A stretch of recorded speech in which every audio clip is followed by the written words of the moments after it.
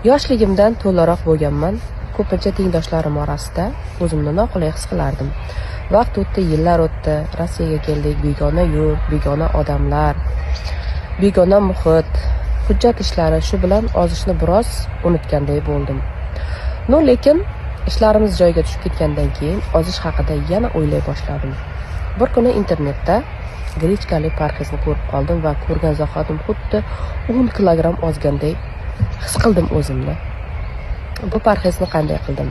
3 oy non, shirinlik, xamirli ovqatlarni ratsiondan umuman chiqarib tashladim. Faqat sho'rva ichardim, ya'ni qaynatma sho'rva ichardim. Keyin grechkani qatiqqa aralashtirib yerdim.